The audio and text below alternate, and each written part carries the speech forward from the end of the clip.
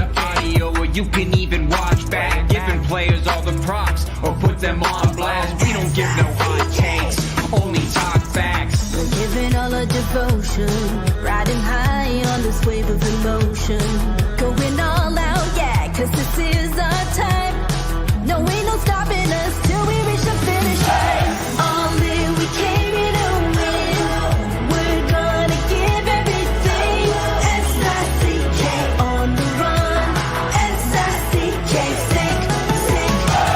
On fire, we're ready to fight. We'll bring the house down tonight. S-I-C-K on the run.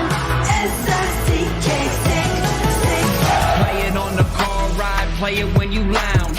X and O, you know that we can hold it down. Shout out to my man Sammy, got it off the ground. And to all the listeners tuned in right now, got debates, analysis, and speculation. This is sports talk for the new generation. You know where to find us, got a reputation. Sick podcast, your #1 sports destination. Giving all our devotion, riding high on this wave of emotion. Going all out, yeah, 'cause this is our time. No, ain't no stopping us till we reach the finish line. All in, we came here to win. We're gonna give everything. S-I-C-K on the run. S-I-C-K, sick, sick. On fire, we're ready to fight. We'll bring the house down tonight. S-I-C-K on the run. S-I-C-K, sick, sick. S-I-C-K is the sickest podcast. Tune in for the audio, or you can even watch back. Giving players all the props, or put them on blast. We don't give no hot takes, only talk back. S-I-C-K, S-I-C-K, S-I-C-K, S-I-C-K, S-I-C-K, S-I-C-K, S-I-C-K. All in, we came here to win. We're gonna give everything. S-I-C-K on the run. S-I-C-K, sick, sick. S-I-C-K is the sickest podcast. Tune in for the audio, or you can even watch back. Giving players all the props, or put them on blast. We don't give no hot takes, only talk facts. We're giving all our devotion, riding high on this wave of emotion. Going all out, yeah, 'cause this is our time. No, ain't no stopping us till we reach the finish line. All in, we came here to win. We're gonna give everything. S-I-C-K on the run. S-I-C-K, sick, sick. On fire, we're ready to fight. We'll bring the house down tonight. S-I-C-K on the run. S-I-C-K, sick, sick. Play it on the car ride, play it when you lounge.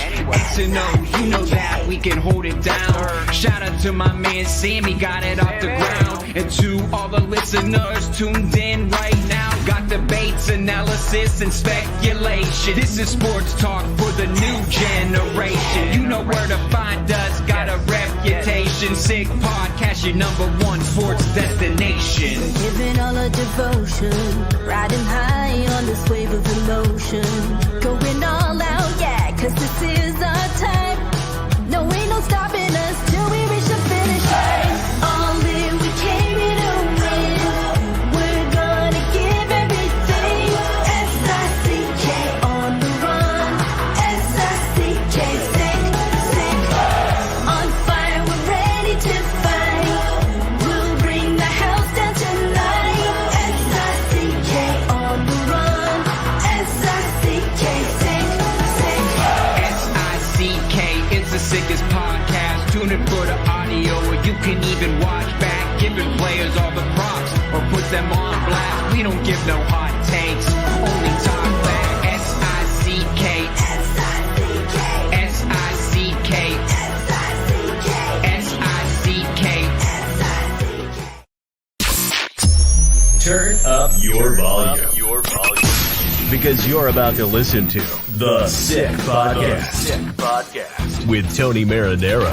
55 seconds left in the penalty, a minute and 27 seconds left in regulation time. Boston 4, Montreal 3. Lafleur coming out rather gingerly on the right side. He gives it into Lemaire, back to Lafleur. Oh! The sickest Montreal Canadiens podcast. You're in the ball! Sports entertainment like no other. Rejoint, on lui fait perdre la rondelle, une passe devant. Et c'est le dégagement, et ce sera la victoire des Canadiens. Coupe Stanley pour les Canadiens. Leur 23e de l'histoire. You found the dogs! John, you found the dogs! He found the dogs! And all together, they worked a young team to the top. And now, a 24th Stanley Cup banner will hang from the rafters of the famous Forum in Montreal. The Canadiens win the Stanley Cup! Brought to you by Energy Transportation Group. Driven to be different. La Vida TV. Embrace your true nature. And Playground, your premier gaming destination. It's gonna be sick. Happy Valentine's, everyone. Marinaro on this Wednesday, February 14, the Sick Podcast. Weeknights, 10 p.m., live on YouTube, live on Facebook, live on Twitter. Special thanks to our partners and our sponsors, starting with Energy Transportation Group, a leading full-service logistics provider serving all of North America, driven to be different. A special hello to Mike Cinquino, Sean Gerard, and David Grassi. Also, thanks to these guys right behind me, La Bita TV, brewed in Quebec, the winner of a dozen international awards. La Bita TV offers quality microbrewery beers made with premium ingredients for everyone's taste. La Bita TV, embrace your true nature. Hello to Aldo Geloso. Also, brought to you in part by Playground. And a special hello to my buddy Danny with the yellow tie. Discover a world of luxury at Playground. Explore their new 30,000 square foot expansion with thrilling games, gourmet dining, and live entertainment. Located just over the Mercier Bridge, only minutes from downtown Montreal. Playground. Experience the strip without the trip. And also a special hello to Ted Harmon over at Accent Insurance Solutions. And Ted will tell you that all insurance isn't created equal, and you know where to find the right solution for you. That's at Accent Insurance. They don't sell insurance. They shop insurance for you to find the right product, right on the money, whatever your insurance needs, home, automobile, or business.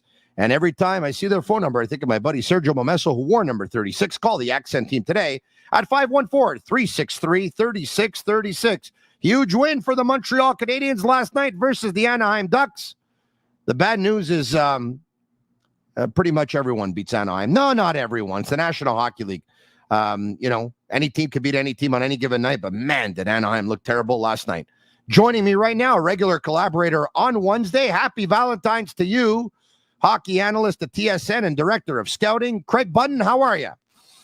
I am fantastic. I just want to start with this. Your intro song, I absolutely love. And, I recorded it. I have recorded it. I now have it now. I can listen to it at any point in time. I'm going to send in a nomination to the Junos because I love that song. It's creative. It's catchy. It gets you moving. It gets you excited for the Sick Podcast with Tony Marinaro.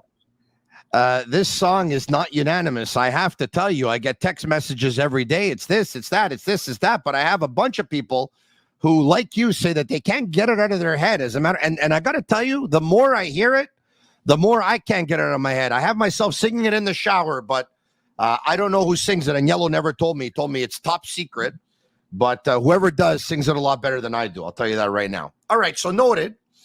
I'm wondering, what did your wife say when you told her you'd be spending Valentine's with Tony Marinaro? She told me how lucky I was. I hope your lovely wife feels the same way. Yeah. I said she knows that I have all these bromances with so many people in the hockey media. And so she knows so many of the people and has met so many of the people. She just accepts it as part of the media bromance that I've had for many years. So she celebrates it. She knows she's not second, but she really appreciates that I have a real fondness for so many of the people that I've been fortunate to cross paths with, you included. Thank you. Likewise. Craig, I have to tell you, Montrealers, it's unbelievable what a 5-0 win can do, and a 3-point night for Juraj Slafkovsky is first in the National Hockey League. a 3-point night for Nick Suzuki, a first NHL goal for Brandon Gignac, first NHL shutout for Caden Primo. 3 defensemen got into a scrap last night.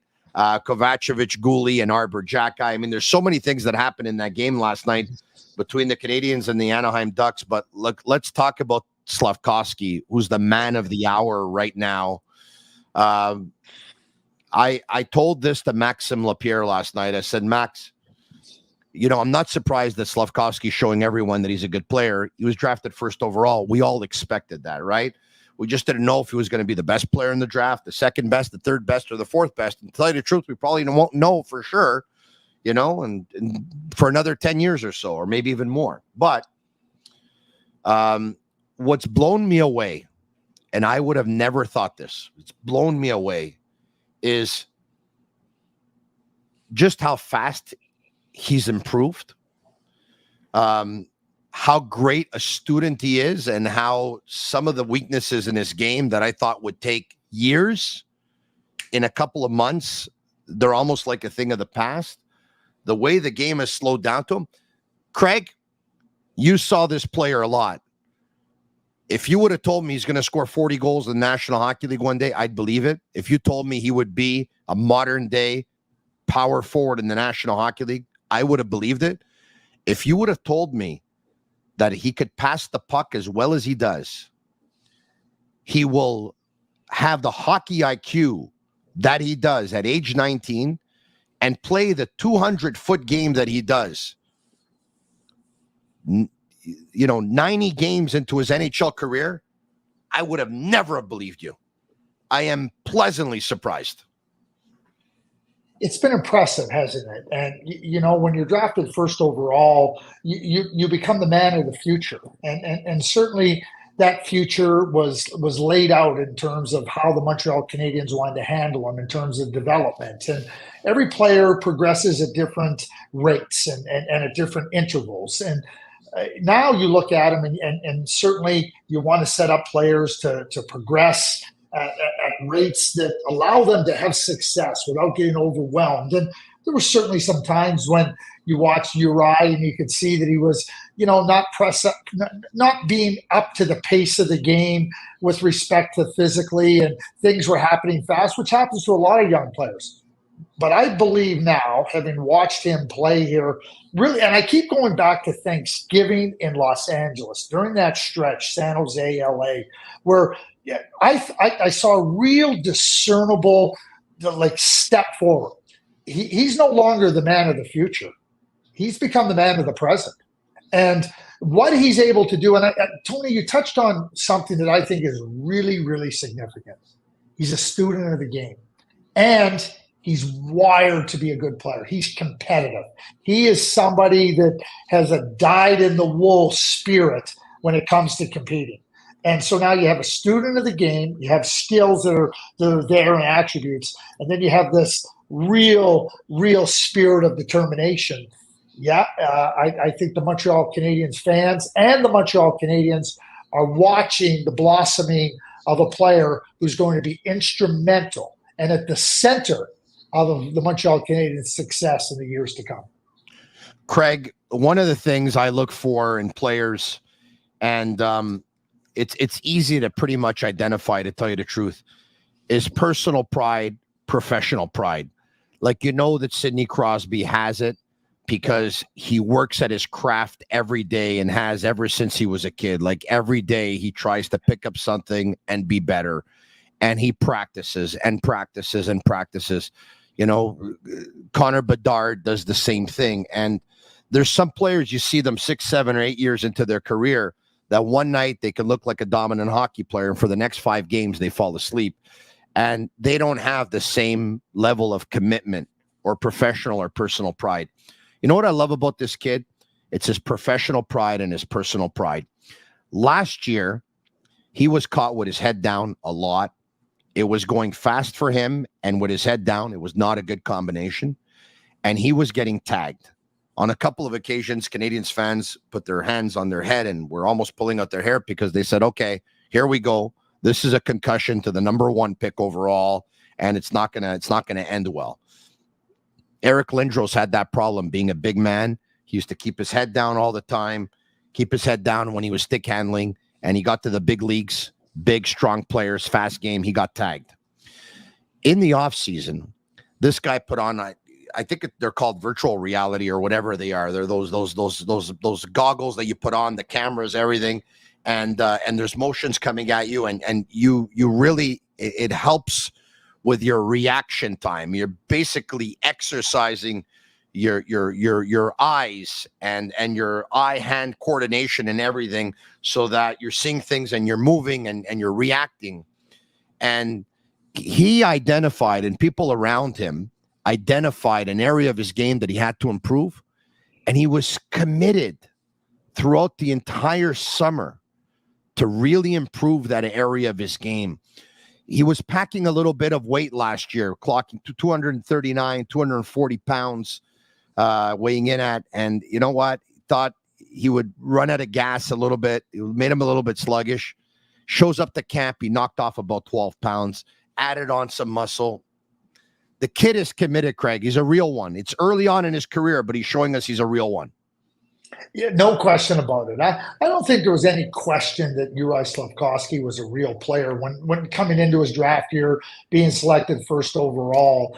But again, back to the development, and I have my own ideas and my own thoughts on development and what I think is best. And I might go a little bit slower. I might keep a player out of the spotlight a little bit longer. But that doesn't mean that that's the only way to do it. And when Marty St. Louis was brought in as a coach, I was not only brought in to try to instill a spirit into the group. I think it was also an understanding, about what it means to play in the NHL, about a path. I mean, Marty's path was longer. But it was no less determined. It was no less focused. And there's times when you're going to doubt yourself, and Marty would tell you that there was times when he doubted himself, but he persevered. And when you talk about the virtual reality, I think it's a fantastic example that there's many ways to develop and train yourself. They do exactly what you talked about with fighter pilots, flying planes. Because when you're flying planes at Mach 3, Mach 4, and it's life and death, you better be aware. And understanding that, I understand, wow, the game's fast. Okay, how do I get myself to be aware of how much faster they are? And how do I train myself to do that? I've been to the Air Force Academy in the United States, and that's exactly what they talk about. They said, we don't take the pilots and put them in the plane and start flying them at Mach 2, Mach 3. They build up to that, and then we see who can handle it. Well, what we're seeing with Juraj Slafkovsky is exactly that. We're seeing somebody that said, I can work on this area, just like we talked about last week about him working on his shot. So he's working on his shot. He's working on his mental processing abilities. All things to make himself the best player possible. Who doesn't want somebody of that type of character in your organization? And Montreal has that. All right. Here's some impressive stats he's been able to put up. 19 points in his last 22 games. Let's bring up a tweet that I saw last night. Okay. 6-game point streak, 5 goals and 4 assists in his last 6 games. 9 points in his last 6 games, of course, 5 goals, 4 assists. 12 points in his last 11 games. 19 points in his last 22 games. 19 points in his last 22 games. That's unbelievable for a 19-year-old kid with 92 NHL games under his belt. I think that's unreal. How impressive is it? Let's bring up the stats of an NHL superstar, also a former first-round pick overall. Jack Hughes, 14 goals, 37 points, 5 power play goals in his first 92 career NHL games. Slafkovsky, same amount of points, 1 more goal, which happened to be a power play goal. If I would have told you before he got drafted, 92 games into his career, Juraj Slafkovsky would pick up points and goals at the same pace as Jack Hughes, what would you have said? I wouldn't have been surprised, and I'm going to tell you why. Because Jack Hughes needed to really physically mature. He needed to. He wasn't big enough and strong enough to handle the rigors of the NHL.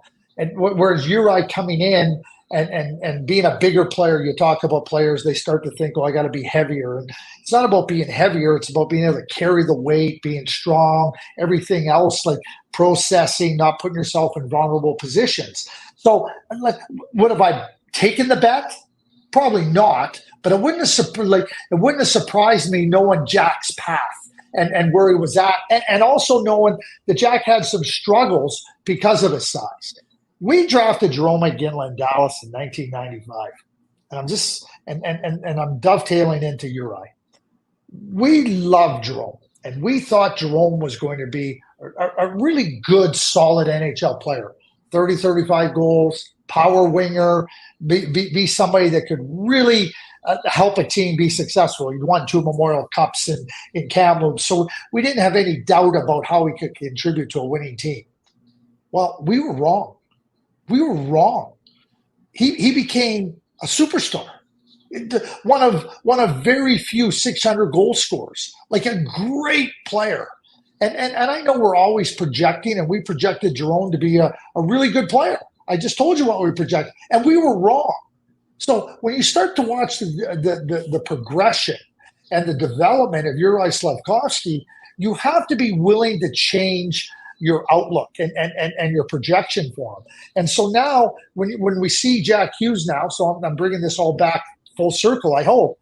Jack Hughes is a superstar in the league. And now you're seeing the progression of Juraj Slafkovsky. I used the Jarome Iginla comparison. And yeah, I didn't see Juraj as a 40-goal scorer. I'm not so sure I can say that any longer. And you have to be willing to change your outlook on players in many directions. Maybe a different type of player than you thought they'd be. Maybe better than you thought they'd be. Maybe not as good as they thought you'd be. But Jack Hughes is a superstar. And when we look at the numbers through 92 games and you watch what Juraj is being able to do, there's no reason to believe. I always felt that he would be a really important player on winning teams. He's certainly starting to look like he's going to be much better than that, and not just instrumental, but a star in the making. So, you just took us back to the 1995 draft. You drafted Jarome Iginla with the 11th pick overall. It's a draft that a lot of Montrealers remember well. I have to ask you, I don't know what your recollection of that draft is. Where did the Dallas Stars, where did you guys have Terry Ryan on your list? You remember?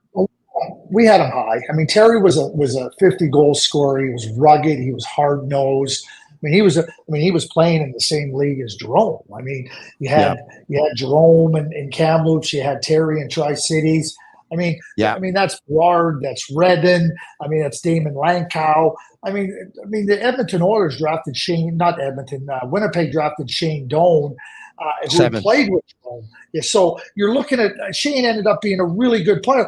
So there's a great example. Jarome ended up being far better than we projected. We thought he'd be a really good player. We projected Shane to be what he was, and we thought, and I think that Shane turned out to be exactly what our projection was. We projected Terry to be much better than he was, and he didn't turn out that way. Now, you can go through the examination. I mean, Terry was a 50-goal scorer. Jarome and Shane were top players on their junior team, back-to-back Memorial Cup championships, and players that you felt would be big, strong, rugged wingers as well as Terry. And three projections. We had those guys in our top 6, 7 players. I can guarantee you that. I know for certain we had Lankow, we had Iginla, we had Ryan, we had Doan. We loved Redden. Berard was a good player. So when I go back 6, 7, I know. I know we did not have some other players that went before us in the top 10 in our top 6, 7 players. I know that. And sometimes you just got to let the draft unfold. But there's an example of projection. And you're looking at players that were all really top-notch players in their draft years, and they all had varying degrees of success at the NHL level. Yeah, Montreal Canadiens drafted Terry Ryan 8th, and he played 8 NHL games. And then Boston drafted Kyle McLaren at 9. Florida drafted Radek Dvorak at 10. And Dallas drafted Jerome McGinley at 11th. As you mentioned, he went on to score 625 goals, 675 assists, 1,300 points in 1,554 games. What an NHL career that was. But you guys thought that Joe Nieuwendyk was the missing piece to the puzzle, right? And so you traded Iginla for Nieuwendyk, and you won the Stanley Cup. We did. Well, and you know, that was at a time we had Modano, we had Hatcher, we had Matvichuk, Lagenbrunner, Lettinen. We had a lot of really good young players. And it's going to dovetail into my next comment about where the Montreal Canadiens find themselves. The Montreal Canadiens find themselves with lots of draft picks in the next 2 drafts, 23 total, lots of really good prospects on all the different shelves of player types that you need in your organization. And what we had to do is, again, we knew Jerome was a really good player. And I remember this like it was yesterday. And people ask me this all the time, Tony, what kind of heated arguments did you have? When did Bob Gainey slam his fist on the table? We had discussions, and something would come up, and we would present an idea, and we would talk about it, and then we talk about, okay, what does it mean? What would we be willing to do? What makes us uneasy? And trust me, it wasn't a situation where we were like, oh yeah, we're going to go trade Jerome Iginla. But as time went on, we had been trying to sign another center to play with Modano. You had Sakic and Forsberg. You had Fedorov and Yzerman. We're looking and going, we can't just leave Mike out there on his own. So we had tried to sign Ray Ferraro that summer. We weren't successful. Joe Nieuwendyk came onto the scene. And so now we're exploring it. And ultimately what came down, and this is what I remember like it was yesterday. This is how Bob said, if we don't make the trade, we're going to still be looking for a really good center to complement Modano, but we're going to have a really good player in Jerome Iginla. And if we don't, and if we do trade for Nieuwendyk, we're going to have a really good complement center and somebody that's still at the top of their game, and we're not going to have Jerome Iginla. But he and this is how he framed it. He said, "But we got a lot of young players, and at some point in time, we have to deal more in the present than in the future." And that's where I say Montreal comes into it. And it was like one of those aha moments. We knew exactly what we had to do. And it wasn't like Bob said, this is what we're doing. It was like, yeah, okay, this is what we got to do. Now let's deal with it. And Montreal is going to come across that point where they're going to have to make a trade and consider trades like this. But, it came one win short of being the ultimate win-win. The ultimate win-win, because Jerome Iginla's Calgary Flames in 2004 lost in Game 7 to Marty St. Louis, Tampa Bay Lightning. Let's not forget Marty St. Louis scoring the overtime goal in Game 6 in Calgary. That being said, when we traded for Joe Nieuwendyk, I can't begin to tell you, Tony, how many people at the World Junior Tournament that year in Boston were telling, oh my God, I can't believe that they only got Jerome Iginla for Joe Nieuwendyk. We made a much better trade. People were underestimating Jerome Iginla at that time. Wow, that's something. And did those talks last long between Dallas and Calgary? And did you try right until the last minute to try and take Iginla off the table, or it was very clear to you that the Flames made it very clear that it was Iginla or nothing? Well, Joe was holding out. He didn't start the year. He wasn't going to stay in Calgary. So that was the scenario that presented ourselves. Now, keep in mind, the reason I point out in free agency that summer, we wined and dined Ray Ferraro. We thought Ray would be a great fit for us. And Ray chose the New York Rangers as a free agent. I mean, that's what you do. And, and so we were right looking hard to try to find that type of center to complement. And then Joe says, I'm not going to Canada. So we got involved in the talks early on, whether that be in September when Joe made his position clear. I know the Calgary Flames were trying to talk to Joe, see if they could, reconcile some of the differences that led Joe to saying, I'm not going to play here anymore and I'm holding out, whatever they were. So now the discussions, and Al Coates said, yeah, okay. So he was taking in a lot of information about who was interested in Joe. And he had any number of teams that were interested in Joe. But I don't know when it was. November, early November, where Al made it very clear. You want to be serious about Joe Nieuwendyk? This is what it's going to take. I remember back to Tri-Cities. I remember being with Les Jackson, our assistant manager. We were in Tri-Cities. It was after a game. We had just watched Jerome play, as well as Terry Ryan and Damon Lankow, ironically. And I remember Les saying, and this is where it was at. So this might have been the third week in November.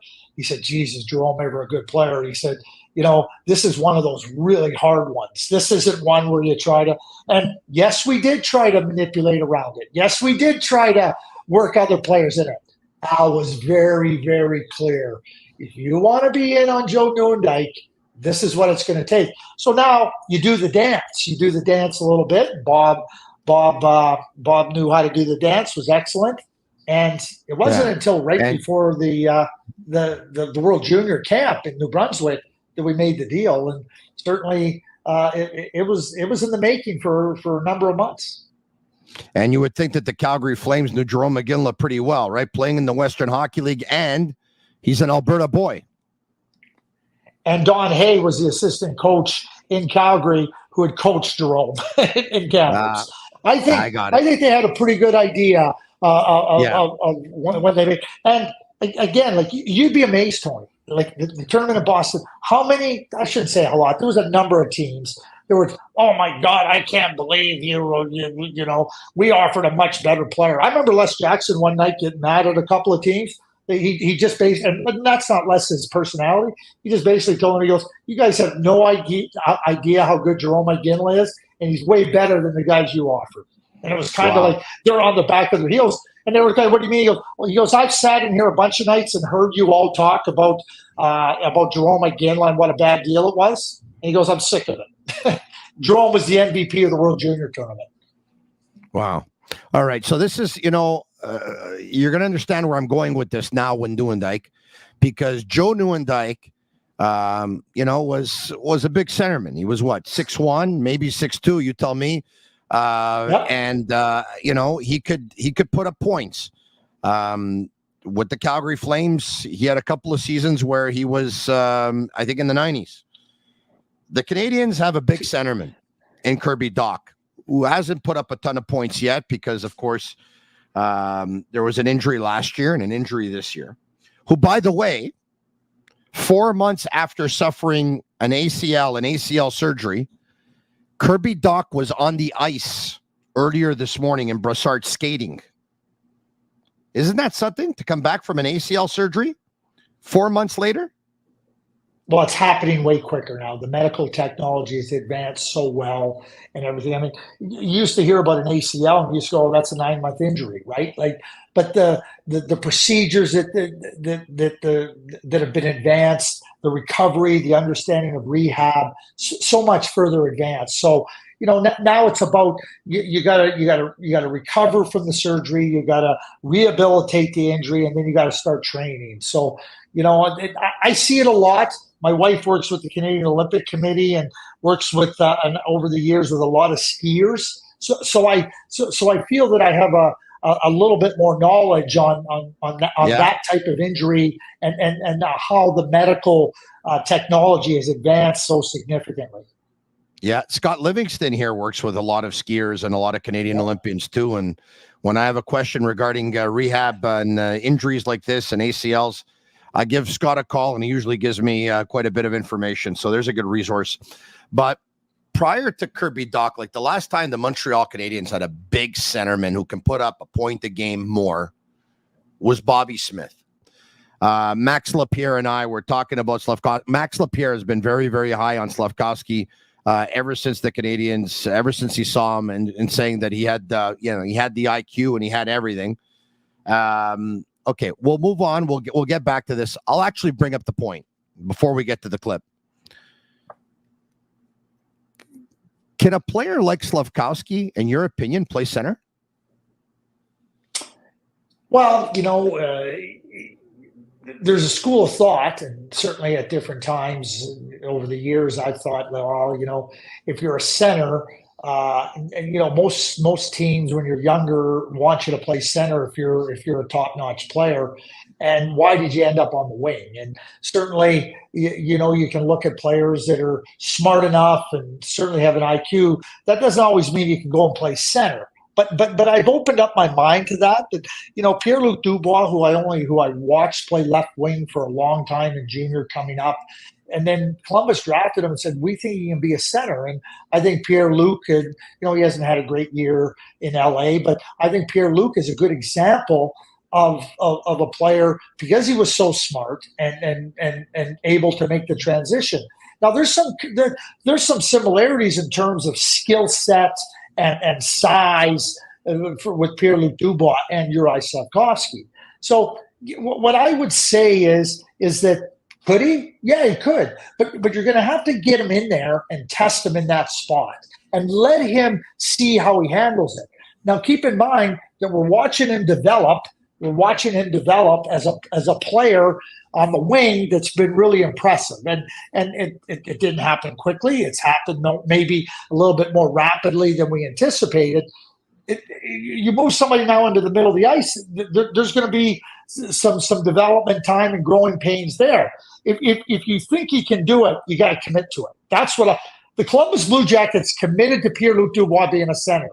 A lot of teams, Toronto Maple Leafs, William Nylander is going to be a center for 2 games, for a week. Like if you want to do it, you got to commit to it. Do I think he could? Yeah, I think he could, but not without the commitment to let him. And I'm not talking about 10 games. I'm talking about being committed to having him learn and settle into the center ice position. All right, here's the clip. Maxime Lapierre last night on the Sick Podcast talking about Juraj Slafkovsky. He's unreal. And okay, now we're just gonna have fun. But I was watching the game upstairs and I was thinking this guy could probably be a very good center. Just the way he reads the game in the defensive zone. Sometimes you see a young guy, a winger, they look out of place when they're down low helping their defenseman. He doesn't care. He's calm. He protects the center of the ice, gives good options to his D-man, to his wingers when he's down low. I would not be surprised if they do a test one day, just to see. I know we've done it in Montreal with guys like Drouin and all that, but there's nothing to do with that. I think he's a smart guy. He's strong defensively. He's strong physically, which is a good thing. He's good offensively. He's the full package. And I want to repeat that you don't get draft first overall. And yes, it happened in history, but there's a reason why you go first overall. And in any draft, normally the top 3, they have something very special. That's a special player. All right. He's taken huge steps, Slafkovsky. Once again, we showed 19 points in his last 22 games, a 6-game point streak during that span. He's got 5 goals, 4 assists. He's on the same pace as Jack Hughes in his first 92 games in the National Hockey League. But it would take a lot of courage, would it not, for the Canadiens to put Slafkovsky, let's say starting next week, they decide, you know what, we're going to give Slafkovsky 5 games at center.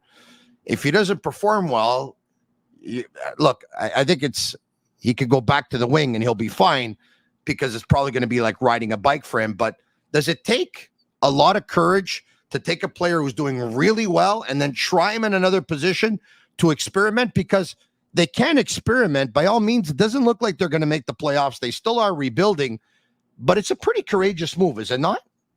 Yeah, it is. I think you have to have the courage to do it, the courage to stand up to the scrutiny. And Max, I thought, outlined it perfectly. He said, what's wrong with testing him there? I think you got to commit to it too. I don't think you have to have the courage. You have to have the belief. And then you have to work with them in the development and commit to it. So, maybe it's 25 games. I don't know. But maybe to your point, Tony, maybe now is the perfect time to do it. Montreal's not going to make the playoffs. There's just, I don't think that's realistic. I felt, and I said this back in November, that if they finished with 82 points this year, which would be a 500 record, it would be a sign of massive improvement. Well, now I don't think that changes. I think their year has shown real steps forward and some real progress. Why not do it right now? Why not do it right now and say, hey, listen, we're going to do this. You also have to get the player to embrace it. The player say, hey, are you willing to try this? Because one of the things you don't want to do either, his confidence is soaring now. And as a first overall pick, you're starting to feel really good about your game. You're saying, hey, I'm a really good player. There's nobody's wondering anymore, oh, is he going to be able to do it? Should he stay here? Should he stay there? He's a Montreal Canadian. He's locked and loaded. You don't want to mess with the confidence of a player where he's starting to go, well, geez, I'm going to have to go learn again and go. And remember, going through the confidence growth is part of the maturation growth of a player. So, understanding how he feels about it. And I know this. Players, if you presented this, Tony, you went down, hey, you're right, here's what we're thinking. Here's what Max thinks. You put all the platitudes there. We'd like to try to say, okay, yeah. It is not the end. He's got to embrace it. He can't just be willing to do it. He has to embrace it too. So that's another part of the question that the Montreal Canadiens have to answer, along with the courage and the commitment and digging in on the development of it too, to make sure that Juraj's ready to embrace this test, so to speak. If they would do it and it would work, it could be a huge reward, right? Like I know you and I have talked about this on many occasions. A lot of people don't think that Nick Suzuki is a number one centerman. I would hope that he changed their mind by now. You and I have always said that we believe that Nick Suzuki is a number one centerman. Okay. But a lot of people have said when Nick Suzuki is a number two centerman, that's when the Montreal Canadiens have arrived, and that's when they're going to be a serious contender. If you put Slafkovsky at center, because and it works out, and he becomes that number one centerman, then you have Suzuki as your number two. And if you're wondering what's going to happen on right wing, Kirby Dach showed Canadiens fans last year that he fit in real nice with Suzuki and Caulfield on that line. So, if you think that Kirby Dach can't be that guy as the number one centerman, and you think Slafkovsky can, and the line won't skip a beat if Kirby Dach ends up going to wing with, that can change a lot of things. You still need a couple of wingers, though, on this team, right? We talked about it with Max yesterday. Max was saying, in his opinion, for this team to be a contender, you need two wingers on the second line, and you need a quarterback for the power play. Even though Mike Matheson has done great on the power play, especially since Christmas. That power play, by the way, Craig, is at a clip of 27% since Christmas. 27%. Matheson with Slafkovsky, Suzuki, Caulfield, and now Newhook. 27% since Christmas. Again, like players finding a rhythm, players finding a symmetry with one another, and that's pretty impressive. I would totally 100% agree with Max on the needs for the Montreal Canadiens. So here's one that will I'll present, and to you and to the viewers and listeners on the Sick Podcast.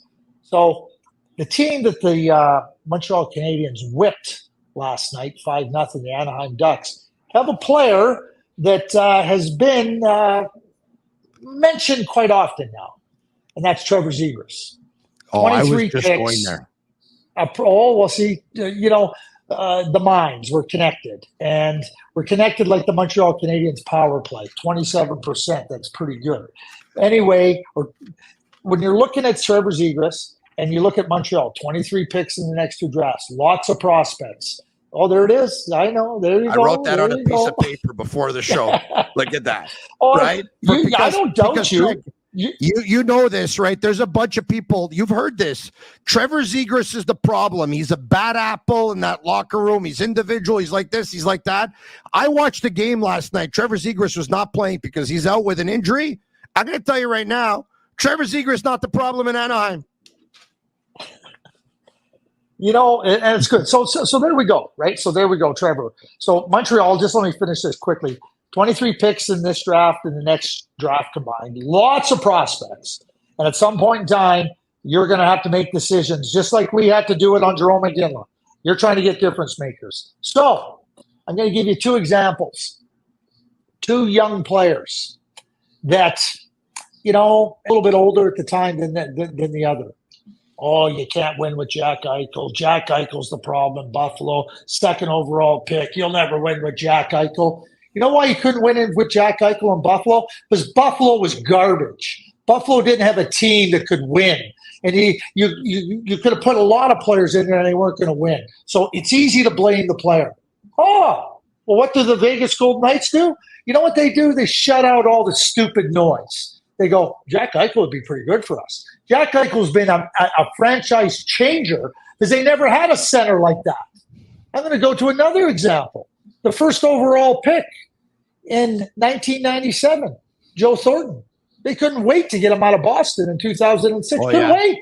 Had to get him all the way to the West Coast. You're never going to win with Joe Thornton. Oh, he's this, he's that, he's this.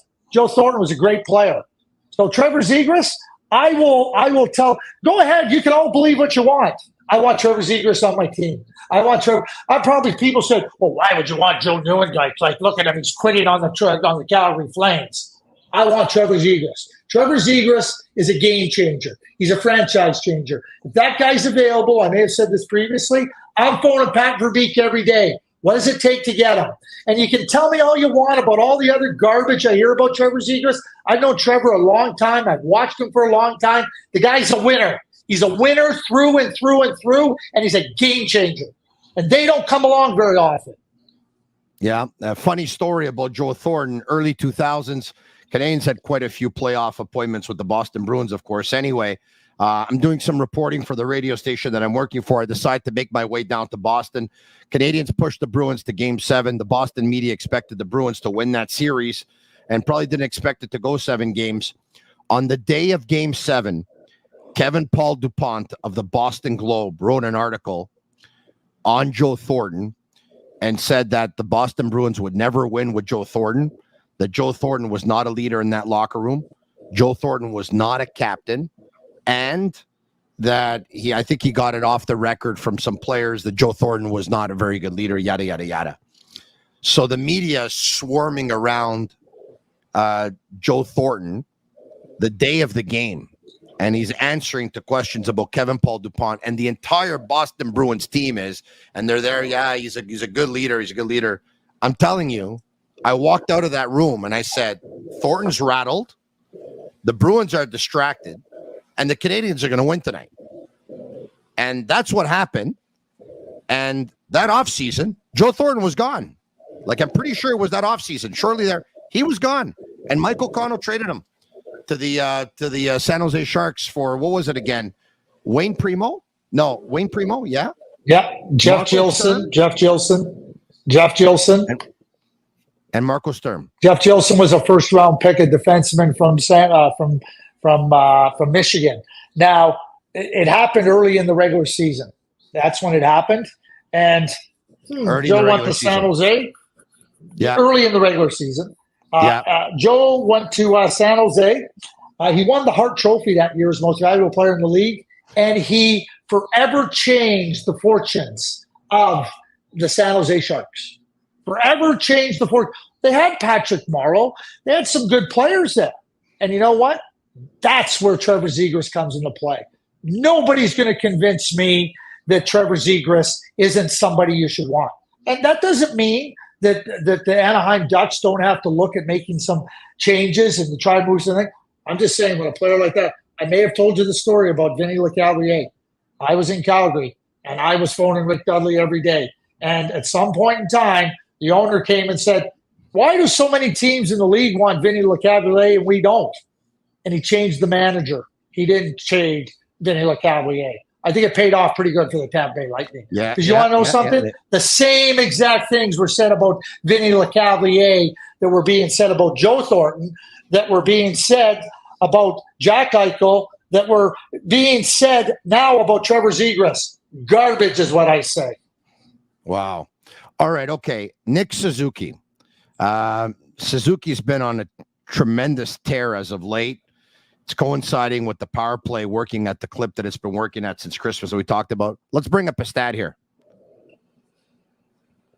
Suzuki becomes the second player to hit 50 points in the shortest amount of time for the Canadiens in the last 25 years.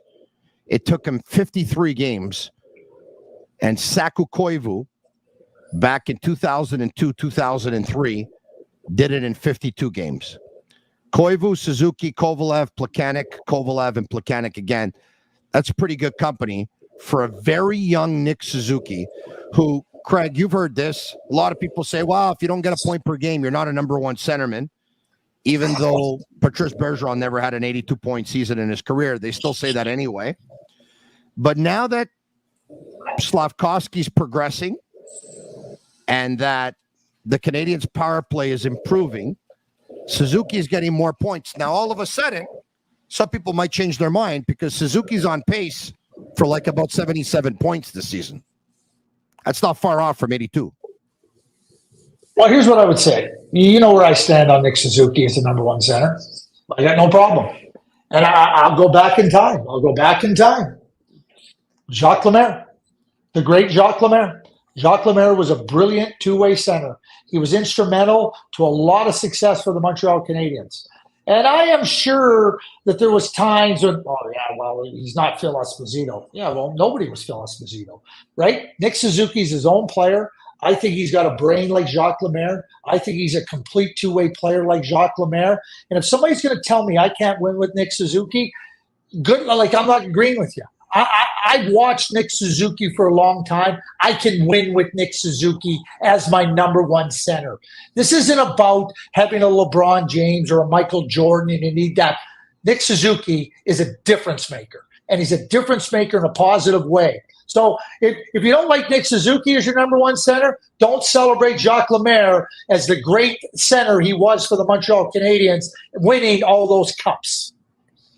You know, Marc Bergevin takes a lot of heat by many, even here, in regards to some of the contracts some of the players got, notably Brendan Gallagher's 6-year contract at $6.5 million.